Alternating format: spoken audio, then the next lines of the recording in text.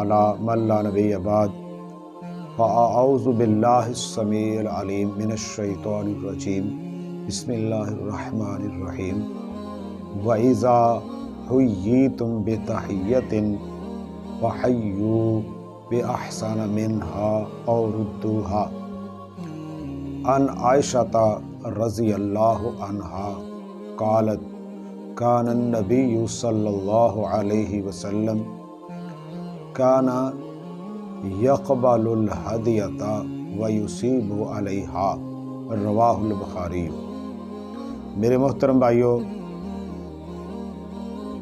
آپس کے اندر تحائف کا تبادلہ، گفٹ کا لینا اور دینا ہمارے دین کے اندر اس کی ایک شرعی حیثیت ہے، اور آیت کے اندر بھی اللہ تعالیٰ نے فرمایا کہ جب تمہیں تہیہ کیا جائے تحفتاً کوئی چیز تو بالکل اس سے بہتر دو، یا اس سے وہی چیز یعنی برابر کی یا اس سے بہتر واپس کرو۔ اور جو میں نے حدیث پڑھی ہے اس میں ام عائشہ رضی اللہ تعالیٰ عنہ فرماتے ہیں کہ نبی علیہ الصلوۃ والسلام ہدیہ کو، تحفے کو قبول بھی کرتے تھے اور اس کے اوپر بدلہ بھی دیتے تھے۔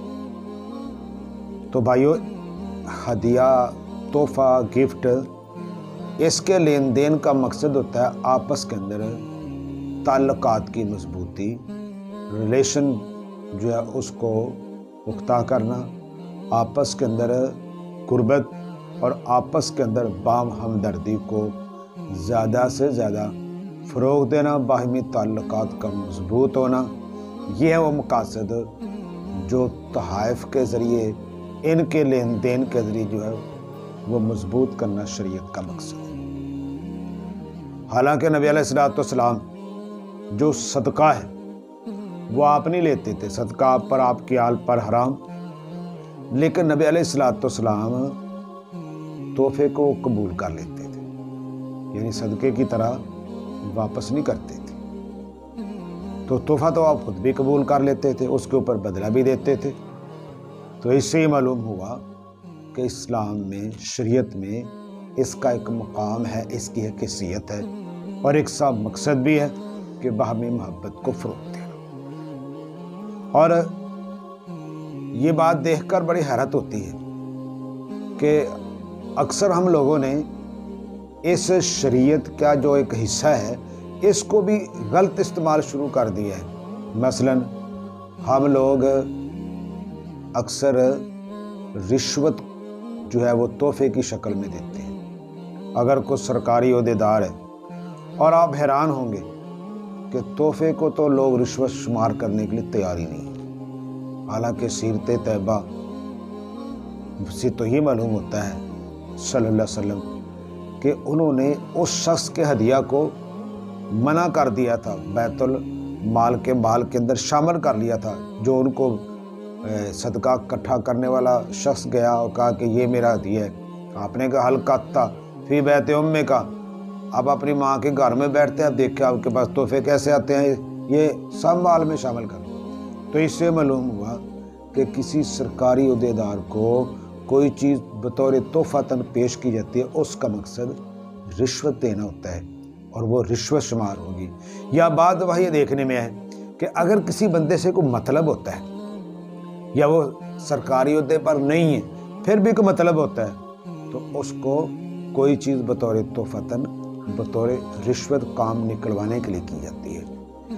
میرے بھائی، ہدیہ، گفٹ، تحفے کا ہرگز یہ مطلب نہیں ہے، اس کا مطلب باہمی محبت، مودت، قربت، رحم، شفقت، اس کو فروغ دینا ہے، نہ یہ کہ اس کا بھی غلط استعمال شروع کر دیا جائے۔ نبی مکرم صلی اللہ علیہ وسلم نے فرمایا، صحیح بخاری کی حدیث ہے، العائد فی ہبتہ کالقلب یقیء ثم یعود فیہ۔ جو بندہ تحفہ دے کے واپس لے لیتا ہے وہ ایسے ہی ہے جس طرح کہ کتا کیا کرتا پھر چاٹنا شروع کر دیتا ہے۔ یہ نبی کریم صلی اللہ علیہ وسلم نے اتنی شدید وعید کیوں سنائی ہے، شدید حکم کیوں ہے؟ میرے بھائی اس کی وجہ یہ ہے کہ تحفے کا مقصد باہمی ہمدردی کو بڑھانا ہے، باہمی تعلقات کو بڑھانا ہے۔ اگر ہم تحفہ دے کے واپس لے لیں گے تو اس کا مطلب یہ ہوا کہ ہم نے ہمدردی کیا بڑھانی ہے، ہم نے تو ناراضگی پیدا کر لی ہے۔ تو اس لیے تحفہ دے کر واپس لینا شریعت نے اس کے اوپر بڑا سخت حکم لگایا۔ بعض روایت سے معلوم ہوتا ہے کہ باپ اگر اپنی اولاد کے درمیان کوئی چیز بطور تحفہ دیتا ہے تو وہ رد و بدل کر سکتا ہے، کیونکہ ہو سکتا ہے وہ یہ سمجھے کہ اس میں انصاف نہیں ہوا، متبادل کر کے انصاف کر لوں۔ ورنہ عام شخص کے لیے تحفہ دینا پھر واپس لینا سخت وعید ہے۔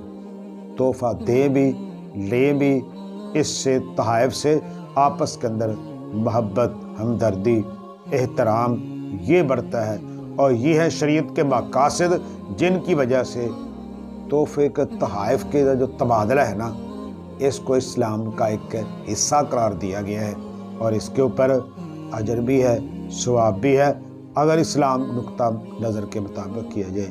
وآخر دعوانا ان الحمد للہ رب العالمین۔